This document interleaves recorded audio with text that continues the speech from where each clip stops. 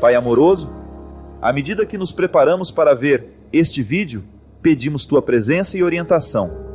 Que ele seja um instrumento de mudança positiva em nossas vidas, inspirando-nos a sermos melhores em todas as áreas. Capacita-nos a absorver os ensinamentos com clareza e a agir conforme a sabedoria que ela oferece. Que esta mensagem nos fortaleça emocionalmente e espiritualmente, conduzindo-nos a um caminho de luz e amor. Amém. É engraçado que às vezes a gente pensa que o cuidado de Deus na nossa vida, ele vai ser manifestado o tempo todo nas portas que estão abertas. Mas a gente descobre que cuidar não é só abrir as portas. Cuidar também consiste em fechar portas. Que quando uma porta se fecha, outras se abrem. Mas a sabedoria precisa ser buscada para identificar que na porta que se fecha, também há um cuidado de Deus sendo expresso. E que nem sempre a gente consegue compreender, não é mesmo? Talvez a gente tenha sido educado em pensar e acreditar que o cuidado de Deus será manifestado o tempo todo naquilo que nos favorece. Aparentemente, né?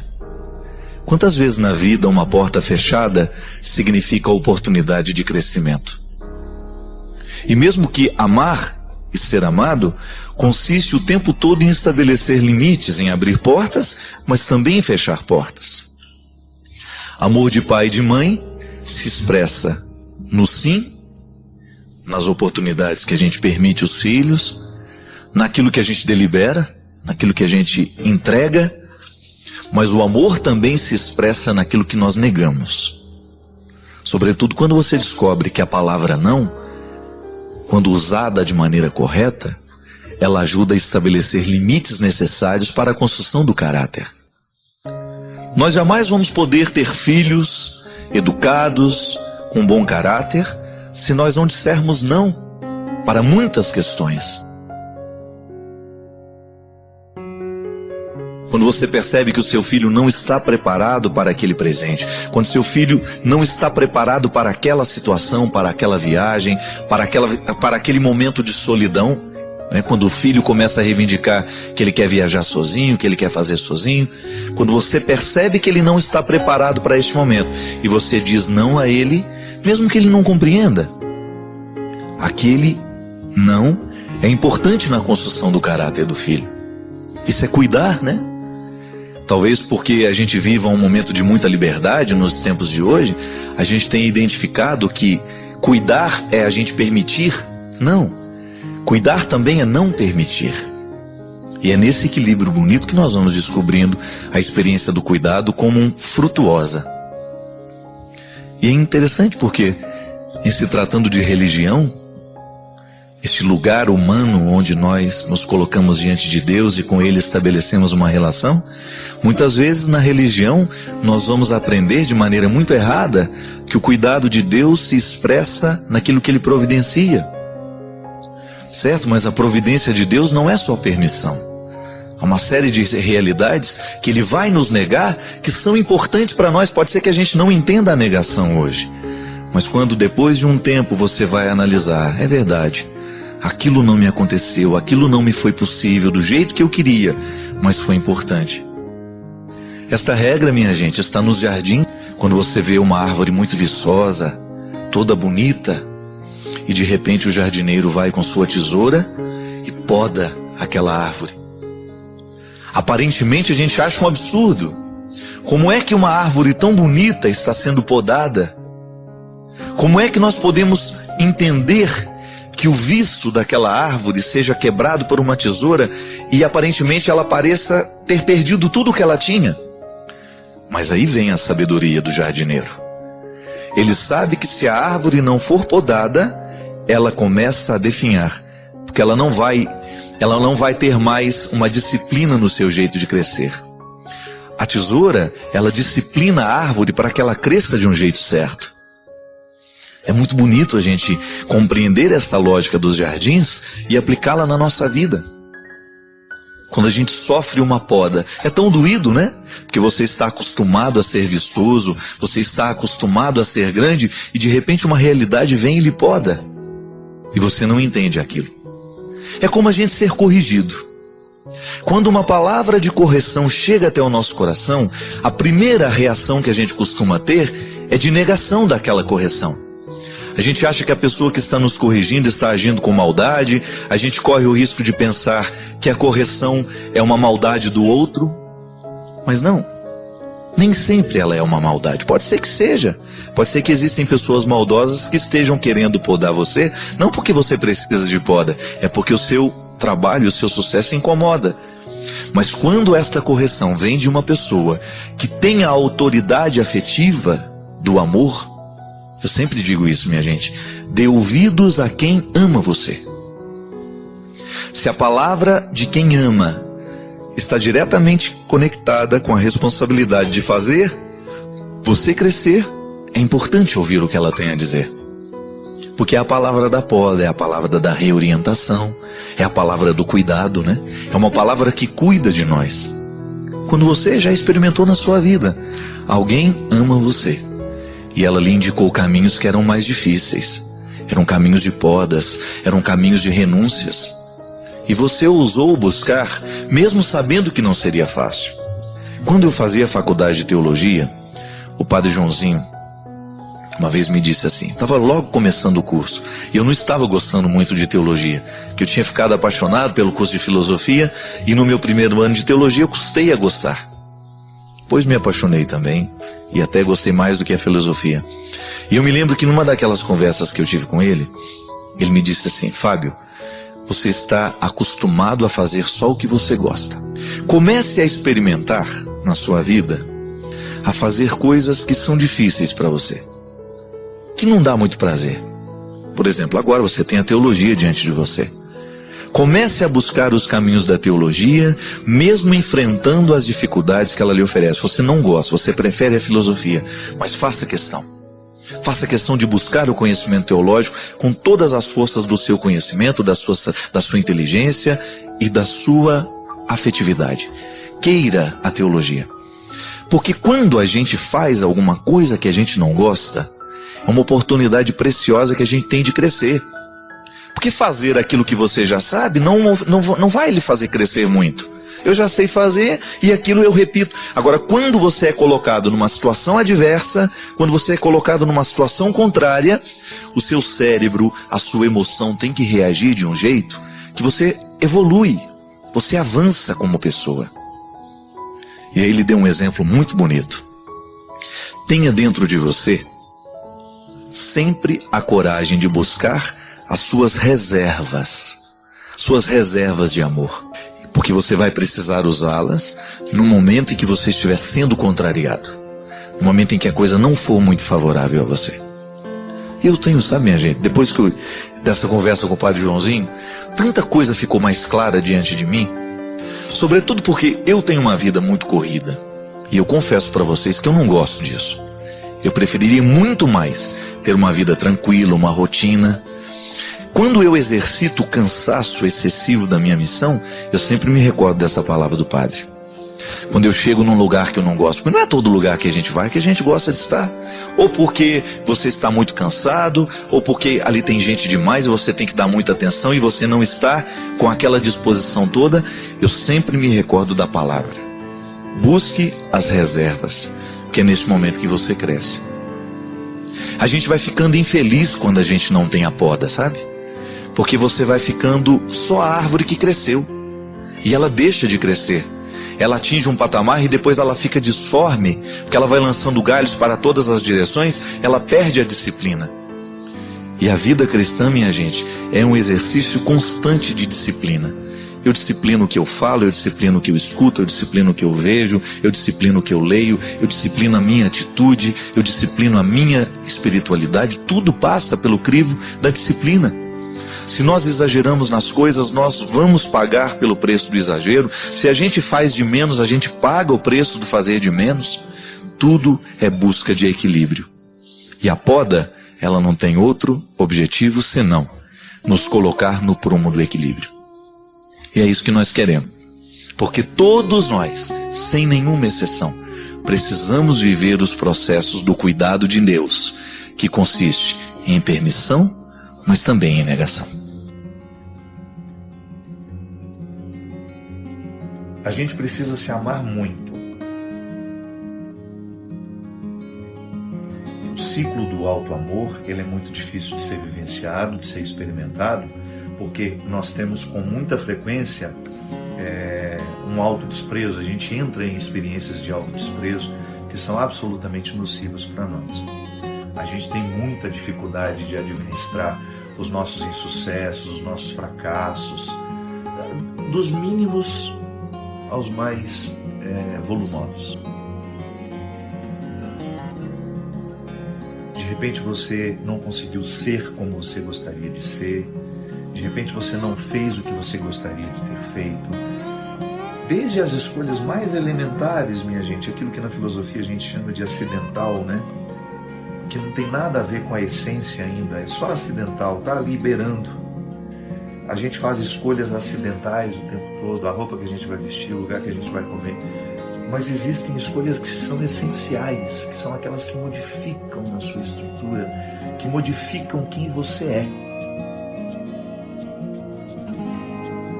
Então, o que é interessante? A experiência de você perceber que no seu dia a dia, manter o amor próprio significa você se reconciliar com as escolhas acidentais e infelizes que você fez. E dependendo da escolha acidental, ela repercute na essência. Sim. Você acidentalmente escolheu um namorado, por exemplo. Você tinha 1 milhão de homens para escolher. Sim, porque você é uma mulher que tem muita possibilidade. Aí você escolhe aquele cara. Aí você escolheu aquele cara, foi acidental. No primeiro momento é acidental. Por que é acidental? Porque poderia ser outro. Não é uma realidade que você não pode substituir.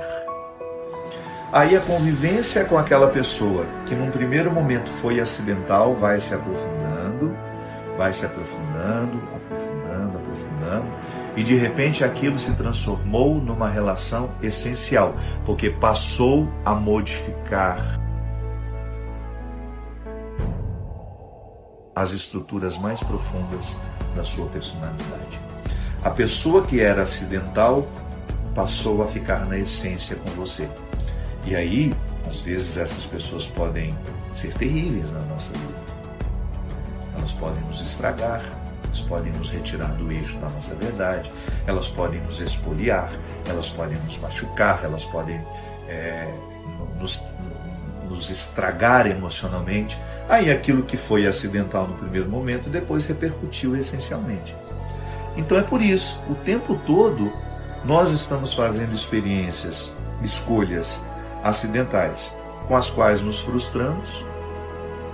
A gente se frustra muito numa experiência acidental, depois essa frustração joga, consequências na nossa essência, na nossa verdade.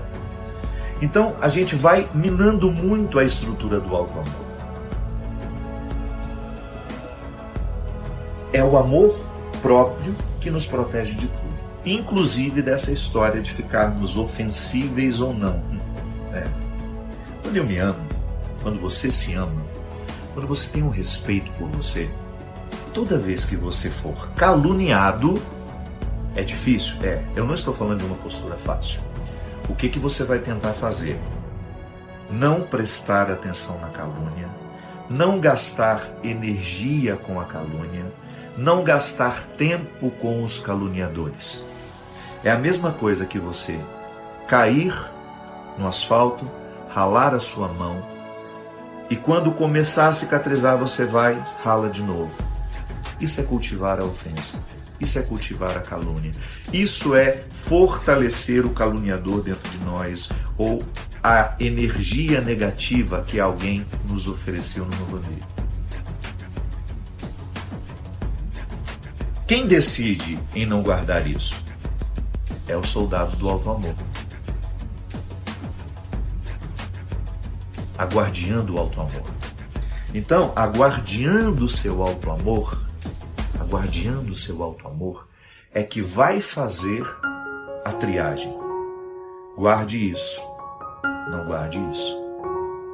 Guarde aquilo, mas não guarde aquilo. É o amor próprio, essa instância. Vou inventar aqui, não sei se estou falando uma bobagem, se estiverem presentes os psicólogos que queiram me corrigir, mas eu poderia dizer que o amor próprio é a instância emocional mais inteligente que nós podemos ter em nós. Será que estou errado em dizer isso? Pensar que o amor próprio é a instância mais inteligente em nós. É ela que vai fazer o discernimento de tudo aquilo que a gente vai guardar ou jogar fora. É interessante pensar assim, eu gosto de pensar assim.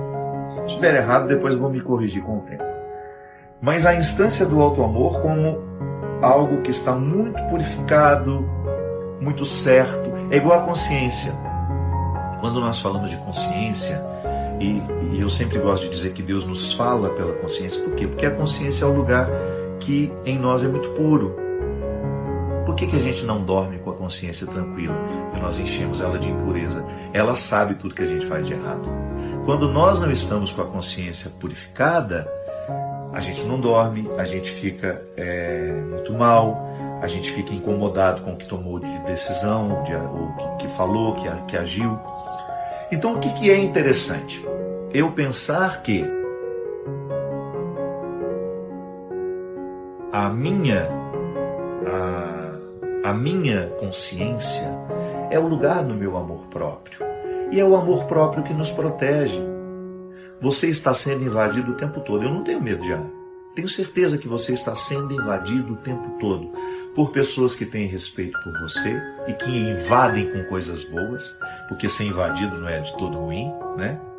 Eu sou invadido por pessoas boas, eu sou escancarado por pessoas boas que trazem energia positiva, que me trazem boas palavras, que me trazem boas propostas, que me trazem boas ações, bons fluidos. Ótimo! Mas nós também estamos sendo invadidos por pessoas que nos trazem muitos fardos, muitos pesos, muitas situações desagradáveis. E é aqui que a gente vai fazer a triagem. O que a gente vai escolher guardar de tudo isso que é invasão na nossa vida? Invasões positivas, invasões negativas. Então, é o auto-amor, essa guardiã, esse soldado, que será capaz de fazer a triagem do que nós iremos guardar em nós e do que nós iremos rejeitar. Então, se lhe ofende, preste atenção. Por que está lhe ofendendo? Será que tem alguma conexão com a sua verdade? É bem possível que sim. É bem possível que a palavra ofensiva esteja mostrando para você aquilo que você não gosta de reconhecer. E você se sente assustado quando alguém disse, porque de alguma forma está tornando público aquilo que você gostaria que ficasse eternamente nos bastidores. Quando é calúnia, não há nenhuma conexão com a verdade. Então, entra por aqui, sai por aqui e não volta mais.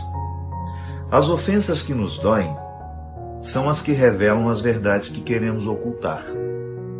Quando não estão minimamente alinhadas à nossa verdade, nem nos abalamos. Entram por um ouvido e saem pelo outro. E aí algumas pessoas, não, padre, mas como é que a gente faz quando a gente é caluniado? Claro que eu vou ficar abalado, claro que eu vou ficar chateado. E claro que a ofensa dói. Sim, minha gente.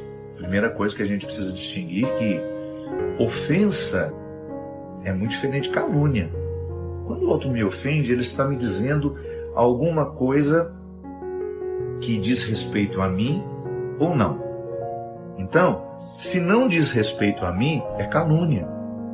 Então já há um filtro natural no entendimento. O filtro natural do entendimento vai me ajudar a distinguir se aquilo que o outro está me dizendo é uma ofensa ou se aquilo que o outro está me dizendo é uma calúnia. Se o outro está me caluniando, é diferente, ele não está me ofendendo. Ele pode até ter uma carga de ofensa, mas o que ele está fazendo é mais grave. Aqui eu me refiro que sim, nós temos uma dificuldade enorme de reconhecer aquilo que em nós é frágil. É muito difícil. Eu tenho dificuldade de reconhecer os meus defeitos. E quando alguém me ofende a partir de um defeito que eu tenho, e eu faço de tudo para manter aquele defeito sob cuidados, sob disfarces, imediatamente eu tenho aquela indisposição que o outro está me dizendo. Então, o outro me ofendeu porque de alguma forma encontrou uma verdade dentro de mim. Aquilo que ele está dizendo, se não é calúnia, a diferenciação está aí, se ele não inventou aquilo está me ofendendo porque de alguma forma tocou uma realidade da minha personalidade, do meu jeito de ser, que me incomoda. E é claro, me incomoda porque eu sei que de alguma forma está minimamente alinhado com uma verdade que eu tento esconder. Da mesma forma, quando eu escuto, nossa, mas que absurdo que essa pessoa está dizendo, ou está escrevendo, ou está falando, né?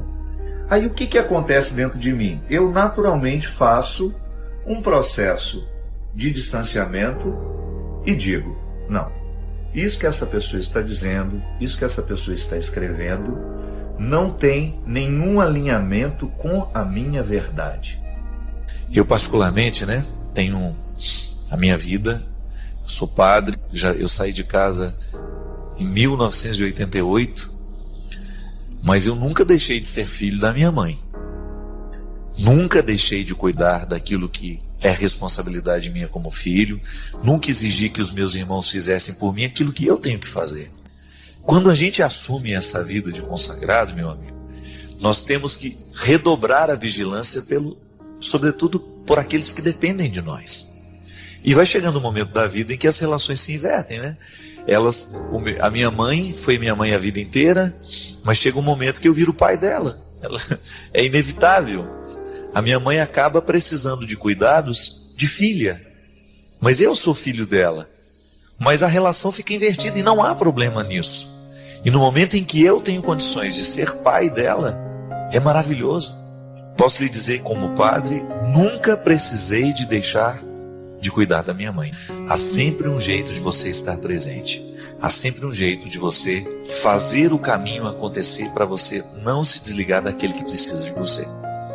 Nós precisamos tomar consciência de que a nossa missão modifica o nosso jeito de ser filhos. Eu não tenho mais a mesma proximidade que meus irmãos têm, por exemplo.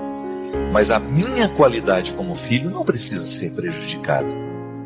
Às vezes nós achamos que para a gente estar presente na vida do outro, nós temos que estar lá do lado. E às vezes não. Às vezes tem gente que está do lado, mas não está presente. Você mesmo já deve ter feito essa experiência. Em algum momento da sua vida, você estava do lado da sua mãe, do lado do seu pai, mas você não estava presente na vida dela. Às vezes nós estamos do lado do nosso irmão, mas não estamos presentes na vida. Não é garantia estarmos um do lado do outro. Estar presente na vida do outro é muito mais do que ficar do lado, dormir no mesmo quarto, dormir na mesma cama.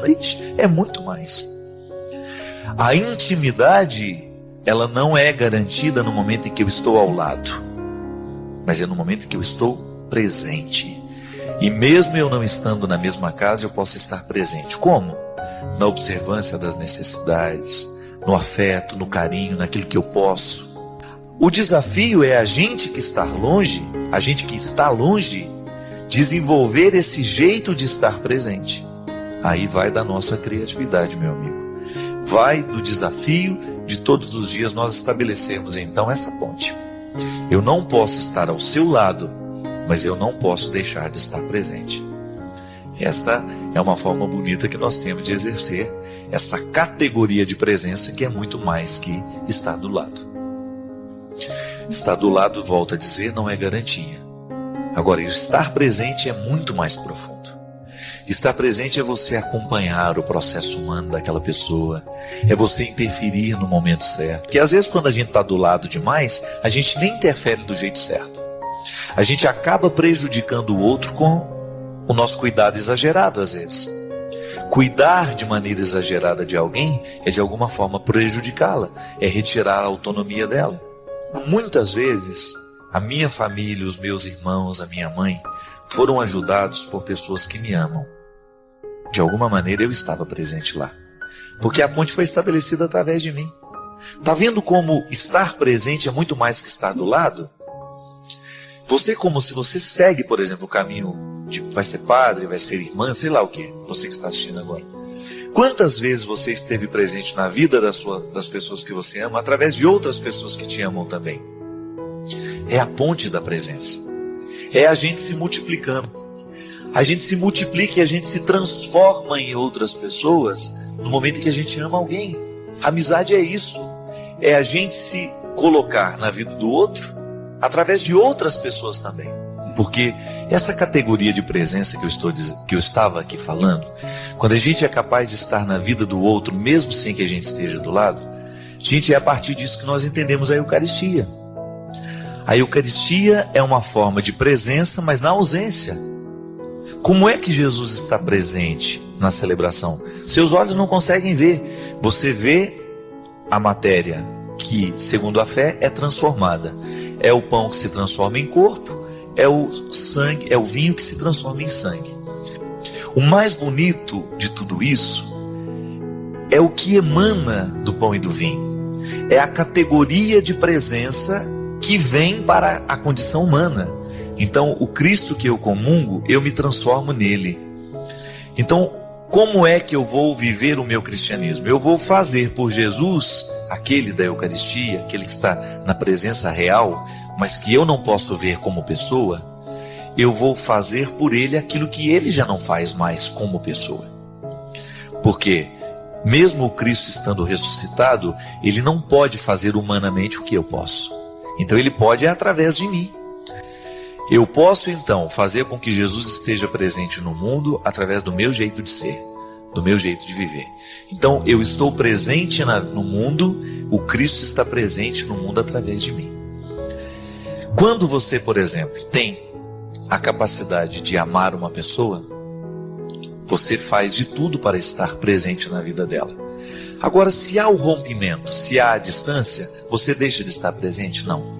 Você vai descobrir através da sua criatividade algumas formas de estabelecer a ponte para que essa continuidade aconteça. Você não deixará de estar presente na vida daquela pessoa, mesmo não estando ao lado. Então, o estar ao lado é apenas uma forma de estar presente. Mas eu posso garantir a vocês que existem formas ainda mais elaboradas de estar presente que não essa de estar ao lado. Parece complicado, né? Às vezes, né? A gente se lamenta tanto com essas coisas. Oh, meu Deus, eu não posso estar lá do lado do meu filho. Quem disse que você não está? E tudo aquilo que você ensinou para ele, que está dentro dele, que ninguém mais tira, não é um jeito de você estar presente nele? Você fisicamente não pode estar lá falando no ouvido dele, dando os conselhos como você dava, mas tudo aquilo que você falou, toda a educação que você deu ao seu filho, está lá dentro dele. Isso é muito interessante, é a sua continuidade nele. É um jeito que você tem de continuar no seu filho através daquilo que você ensinou para ele.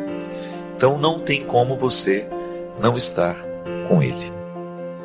Toda vez que nós nos culpamos por alguma coisa, de alguma forma nós paralisamos o nosso processo humano. Culpa é sempre um processo de paralisação da vida. Mesmo porque a culpa é um processo de neurose em nós. É um processo de acusação interior, né? Que ao invés de nos mover para consertar aquilo que a gente fez de errado, ela nos mantém no amargor daquilo que a gente fez errado. Você já deve ter se sentido culpado em muitos momentos da sua vida.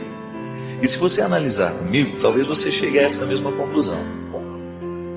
Que toda vez que você se culpou, você se travou, você se impediu de ir além, justamente no processo de amargurar o erro cometido.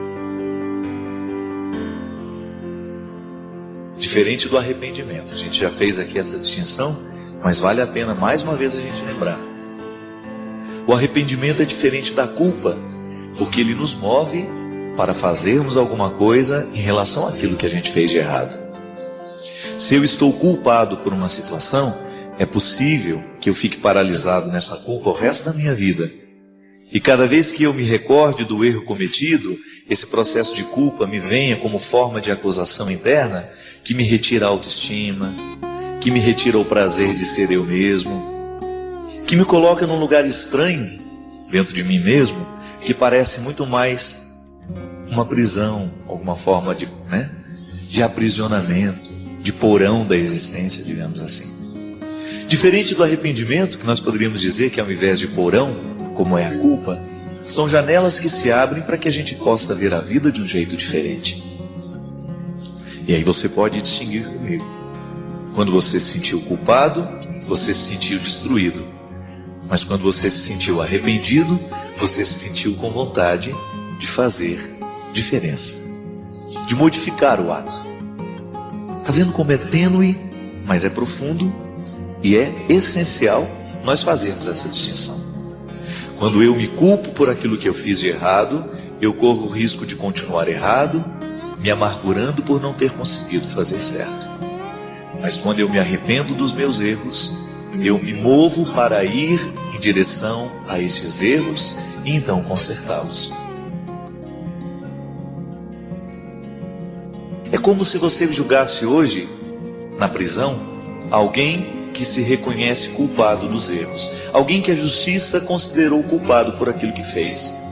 Na prisão, ela não tem condições de modificar o que ela fez.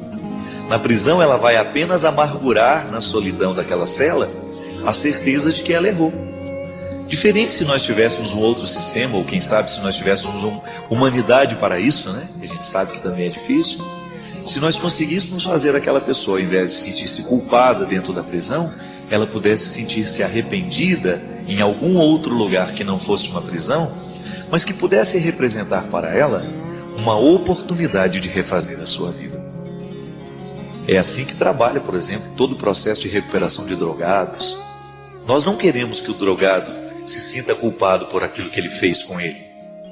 Mesmo porque se ele ficar amargurando o tempo de drogas, o tanto que ele se intoxicou, o tanto que ele prejudicou a sua saúde, dificilmente ele vai conseguir sair disso. Agora, se a gente conduzi-lo a um processo de arrependimento, ele certamente tomará a sua vida nas mãos e vai decidir por viver diferente. Porque o arrependimento é de Deus em nós. É processo de Deus na vida humana. Ao contrário que a culpa é muito mais um processo do diabólico. Não é verdade? São tantas as estruturas diabólicas que estão prontas para nos acusar. E Jesus já dizia isso de maneira muito bonita, que o diabo é o pai da acusação. Tudo isso está implícito nas palavras de Jesus quando ele demonstra que a sua vida, o seu jeito de ser, o seu ensinamento, não é para trazer condenação ao ser humano. Mesmo porque a gente já se sente tão condenado de tantas coisas, não é verdade? E se em algum momento a igreja, o discurso cristão, por razões históricas, tornou-se instrumento de culpa e acusação, nós não queremos mais. Nós não queremos ser os pastores da condenação. Nós não queremos ser aqueles que trazem esta notícia desagradável de que nós estamos condenados, de que eu estou condenado, de que você está condenado. Não. O nosso discurso tem que ser para mexer na sua cabeça, no seu coração, na sua consciência, não para que você se sinta culpado daquilo que você fez, mas que você se sinta arrependido. Pode ser que você tenha sido educado num sistema educacional altamente repressor, que imputou dentro do seu coração o conceito de culpa como absolutamente necessário para você viver, para você ser disciplinado. Não. A carta de São Paulo aos Gálatas é uma das traduções mais perfeitas do conteúdo da essência do cristianismo, que é justamente a liberdade. Deus quer provocar em nós a liberdade, a capacidade de sermos livres. E nenhum ser humano que se sente culpado pode ser livre, porque a culpa nos trava, a culpa nos segura, diferente do arrependimento, que promove em nós uma liberdade para a gente ir em busca de tudo aquilo que a gente precisa buscar para modificar o nosso pensamento. Quem sabe hoje este programa possa nos ajudar assim, a retirar do nosso coração todo o processo de culpa e nos ajudar a entender todo o processo do arrependimento. Fez alguma coisa de errado hoje? Não vá se sentir culpado por isso.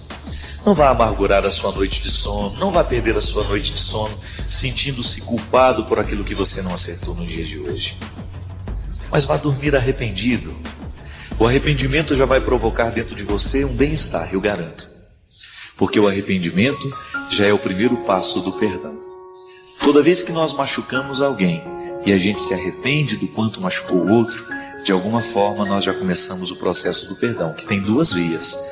O perdão que eu dou a mim mesmo por ter sido fraco naquele momento, por não ter agido de um jeito certo, e o perdão que eu dou ao outro.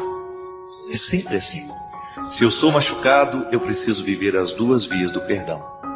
Perdoar a mim mesmo por ter sido fraco, por ter me deixado abater pela maldade do outro, porque é um processo inconsciente, mas acontece isso com a gente. E também ser capaz de olhar nos olhos do outro e considerar assim: Padre Fábio, me ajude. Estou com um problema muito sério com a minha mãe, que parece não estar muito bem de cabeça. Não sei o que fazer. Fico com medo de contrariar. E ela já está num momento de vida muito difícil. Ela esquece meu nome, não sabe quem eu sou, pergunta se a irmã dela esteve aqui, por que eu deixei a irmã ir embora. Me orienta, por favor, eu não sei mais como tratar minha mãe, pois a irmã dela já faleceu há muito tempo e ela só fala das pessoas que já morreram. Ela está com 84 anos e eu não sei mais como agir com ela. Minha filha, o idoso, quando ele começa a apresentar esse tipo de esquecimento, você pode levá-la ao médico, ela tem sintomas que indicam que ela está com Alzheimer, né? A gente sabe que o Alzheimer é uma doença muito severa, que atinge a memória, que apaga justamente essa capacidade de saber o presente e projeta a pessoa para as realidades mais distantes, aquelas que ela viveu na juventude. É como se uma parte do cérebro, essa que está, onde estão registradas todas as informações do passado, ele continua muito vivo, mas o presente parece que está totalmente apagado. Todos nós que temos idosos em casa, precisamos ficar muito atentos com a saúde mental dessas pessoas. Porque muitas vezes o Alzheimer ele começa com pequenos esquecimentos e ele vai acentuando. E se a gente não toma uma providência, a gente não leva para detectar se é isso que está acontecendo, a gente corre o risco de dar um tratamento muito desumano aos nossos velhos, não compreendendo muitas vezes o esquecimento que é natural da vida, mas ao mesmo tempo tratando esquecimentos sérios que são frutos de doença como se fossem coisas enfim, como se ela estivesse apenas esquecida e na verdade ela pode estar sofrendo de uma doença muito séria que é Alzheimer, e que só pode ser diagnosticada a partir do momento em que ela fizer uma avaliação com... É neurologista, né? Que cuida disso, né? Neurologista. Então, todo mundo que tem um idoso em casa, seria bom, de vez em quando, fazer um check-up, levar ao médico para poder dar a ela o direito de envelhecer bem. Aliás, minha gente, eu fico pensando no quanto muitas vezes nós não tratamos os nossos idosos como idosos, né? Você observou que esse ritmo frenético de vida que nós temos, às vezes nós queremos impor às pessoas de mais idade? Eu acho isso tão cruel, né? Eu acho muito bonito ser velho, sempre achei. Falo isso sem nenhuma demagogia, porque eu gosto da velhice. Eu gosto de conversar com velhos, eu tenho um carinho muito especial por velhos. E às vezes fico pensando que o ritmo de vida atual acaba colocando para eles uma imposição tão cruel, né? Às vezes nós queremos deles a mesma rapidez do raciocínio que nós temos, ou às vezes nós queremos que eles que eles estejam prontos para realizarem funções para os quais eles não estão mais aptos. É natural que na vida a gente vá perdendo as habilidades. Eu acho que o amor é isso. É a gente saber compreender que naquele momento da vida, o outro não pode corresponder àquilo que eu espero dele. Não é? E a partir do momento que você descobre que já não pode esperar mais dele aquilo que ele lhe dava no passado, você começa a administrar um novo jeito de amar. Aí eu volto à minha velha frase, eu gosto dessa frase. Amar é entrar no tempo do outro. Então, se o outro está lento e eu preciso estar ao lado dele, eu tenho que perder a minha pressa. Porque senão eu nunca vou me encontrar com ele. Eu posso até tê-lo ao lado, mas não o tenho comigo. Né? Já observou isso? Que às vezes as pessoas estão do lado, mas elas não estão com a gente? Porque não é a presença física que garante a companhia, mas é aquele vínculo que a gente não enxerga, né? Mas que a gente sente. Ele está comigo, ainda que não diga nada. Quantas vezes nós lidamos com pessoas doentes, que já não podem falar, que estão às vezes num estado vegetativo, que já estão muito debilitados, e você tem aquela sensação de que a pessoa ainda está com você, porque é algo mais forte que a presença se impõe, né? E a velhice é um tempo assim, que você vai descobrindo esse novo jeito de ser e de estar. Volto à questão do início do programa, né? É um novo jeito de fazer, é um novo jeito de ser. E eu acho que só quem ama é capaz de compreender as mudanças da vida. O amor é isso. Ele vai nos dando condições e disposição, sobretudo, para compreender, para acompanhar o processo da mudança do outro. E é justamente muito ingrato, muito injusto, quando a gente não sabe acompanhar o processo do outro. Quando eu quero exigir que o outro me ofereça aquilo que ele já não tem mais condições de me oferecer. E isso não é só para os idosos não, viu minha gente? Muitas vezes os nossos relacionamentos ficam fragilizados por isso. Então, naquele momento, o seu amigo está passando por uma dificuldade muito grande. Ele não pode lhe oferecer amparo do mesmo jeito que ele lhe oferecia quando ele estava bem. Então aí inverte um pouco, né? Quantas vezes na minha vida eu descobri que era hora de ser pai da minha mãe? E isso não estou falando de agora não, porque minha mãe é minha filha assumida, né? Invertemos a situação, eu não vejo problema. De vez em quando ela é minha mãe, naquilo que ela pode, quando eu deito a cabeça no colo dela, quando ela chega em casa e eu a abraço, faço um carinho nela, eu tenho a minha mãe de volta. Mas eu não tenho nenhum problema em reconhecer que o tempo passou e agora minha mãe precisa de mim como um filho que é quase o pai. E às vezes dentro de casa isso acontece. De vez em quando você vai descobrir que seu marido está precisando de uma mãe naquele dia. E você vai lá cumprir aquele papel de mãe. De vez em quando seu filho está precisando de você com uma intensidade diferente do dia anterior. Aí você vai atualizar o seu jeito de ser mãe e vai descobrir naquele momento da vida a maneira mais correta de ser a mãe do seu filho. Também já disse muitas vezes, o pai que funciona a partir de modelo único, ele corre o risco de não ser pai corretamente. Eu sou assim, não mudo. Cuidado, porque o jeito de ser pai que você está exercendo hoje pode ser que não funcione daqui 2, 3 anos na vida do seu filho, porque as coisas evoluem. Não é que você vai ficar laxo, vai perder a autoridade, não, não é não.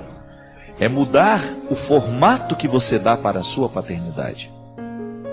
Eu sou amigo, mas de vez em quando preciso modificar o meu jeito de ser amigo, o formato de ser amigo. Às vezes preciso ser mais duro, às vezes preciso ser mais manso, às vezes preciso acolher, às vezes preciso gritar, preciso dizer uma palavra dura, porque a amizade exige formatos diferenciados. Só assim ela pode durar. Não é isso? Então fique atento aí com as pessoas que estão do seu lado, com as pessoas com quem você convive, e se disponha para viver essas fases diferentes que todo relacionamento exige, se ele quiser. Obrigado por se juntar a nós nesta busca pelo conhecimento e pela fé. Compartilhe suas reflexões na seção de comentários, inscreva-se para mais jornadas e convide outros a se juntarem a esta aventura.